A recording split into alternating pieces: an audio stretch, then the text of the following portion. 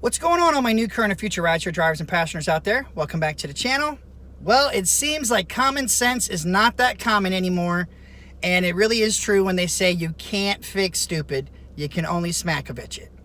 Now, Uber and Lyft drivers are manipulating fares at Reagan National, causing artificial price surges. Yes, people have been doing this for a long time, but come on now, if you're doing something you shouldn't be doing, you don't go tell the world about it. That'd be just the same as saying when passengers got in your car, if you were carrying a weapon or something, be like, hey, I got a gun, just to let you know, don't try nothing stupid. No, that's a negative, Ghost Rider. You don't tell people more information than they need to know. Bottom line. And we all know, rule number 1, we don't talk about Surge Club. All right? And if you do break rule number 1 and you deserve a Smack-o-vich, you sure as hell don't tell the news about it, okay? And if somehow you forget one of these 2 rules, rule number 3 will help you out. It says, see rule number 1. Don't talk about Surge Club. Bottom line, it's simple. Just don't do it.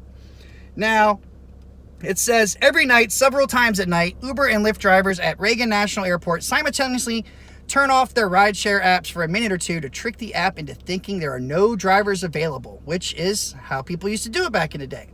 And it creates a price surge. When the fare goes high enough, the drivers turn the apps back on, lock into the higher fare, which with the new surge is how that works. It said it's happening in Uber and Lyft parking lot outside Reagan National Airport. The lots fill up with 120 to 150 drivers, sometimes for hours, waiting for the busy rush. And nearly all the drivers have one complaint: Uber doesn't pay us enough. What the company is doing is defrauding all these people by taking 35-40%, one driver told ABC7. Which, that is true. Our new thing now is we don't get a percentage, guys. We only get paid by miles and time. Sadly, that's what we all had to agree to continue to drive. So you can only really complain too much about it. You know, it does suck, don't get me wrong, but we sadly did agree to this. It says, I'm not going to read the whole thing. I will leave the rest of the article in the description below for everyone else to see too. But it says, I want you to notice how they actually explain step by step. They give Uber a play-by-play of how we do this. This is stupid. You should not have done this, and you deserve a Smack-o-vich. The driver explains how they organize it. Someone is standing by that corner.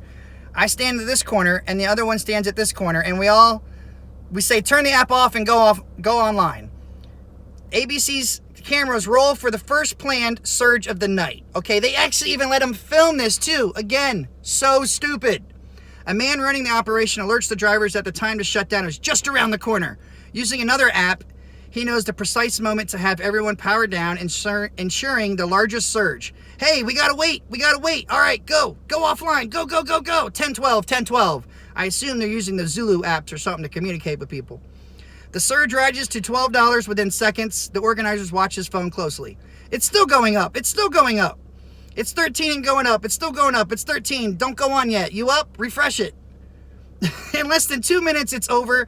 Passengers now pay an additional $13 on their fares because now, like I said, the new surge, you stay in there as long as you keep your app on, and the next ride you accept, you'll get that surge money. Yes. He said, and does everyone oblige? Does everyone do it?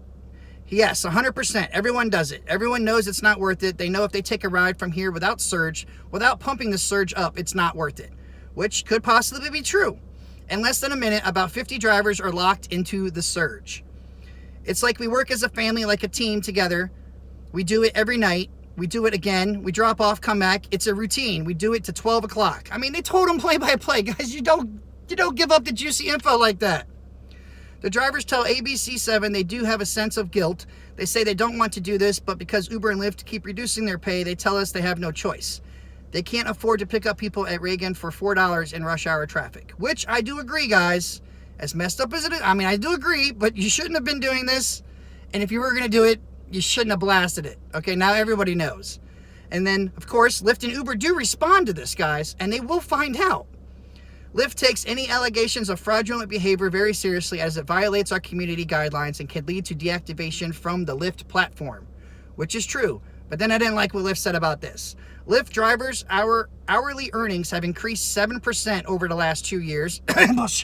Sorry, my bad. Had some BS stuck in my throat. And they have earned more than $14 billion since we launched. Over 75% drive less than 10 hours a week to supplement existing jobs, which is true. A lot of people are part-time. On average, Lyft drivers earn over $20 per hour. We know that access to flexible extra income makes a big difference for millions of people, and we're constantly working to improve how we can best serve our driver community, blah, blah, blah, blah, blah. Canned response. Uber, of course, responds only one thing. They say, at Uber, we work to ensure the reliability of our service for our riders and drivers. This behavior is neither widespread or permissible on the Uber platform, and we have technical safeguards in place to help prevent it from happening. So, guys, if you do this, you can get busted, okay? I would not recommend doing this, but if you're not going to listen to me anyway and do what you want to do, don't be telling people you're doing this, okay? I can't stress that enough. Rule number one. Always remember rule number one. And then, of course, Driver United, an organization that informally represents the Uber and Lyft drivers, also released a statement. For years, our wages have been declining, resulting in many drivers being unable to afford health insurance or to feed their families. Just last week, drivers in Washington, D.C. and around the world protested to demand a living wage from rideshare corporations.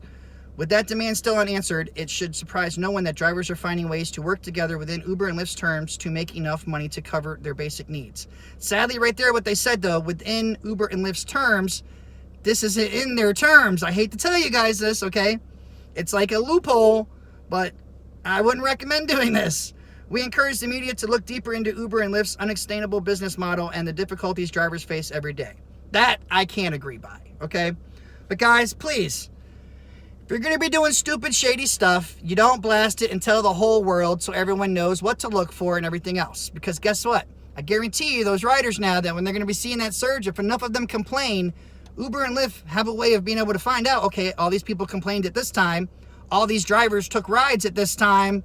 They're going to put 2 and 2 together, okay? So please, use common sense. Even though it's not as common anymore, you better find it. And you can fix stupid, okay? If you don't do this, all right?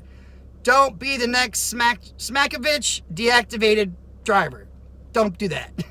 But all right, guys, if you agree with me that, yeah, Uber and Lyft definitely need to raise our rates, things like this shouldn't be happening, but they are, but you don't want to do this, okay? But if you agree with me that at least Uber and Lyft do need to change things, make sure you give this video a thumbs up. Maybe in doing this, maybe it might kind of throw something in their head that they realize that they need to start doing better for their drivers. But honestly, I think they're just going to be looking at it more and trying to deactivate drivers. So please, guys, you got to find better hustles than that. But all right, guys, as always, check the description below for extra help, information, and tips. You keep doing your thing. Like, share, comment, subscribe. Don't take crap from anybody. Use your common sense. And until next time, Uber on or don't. Peace out.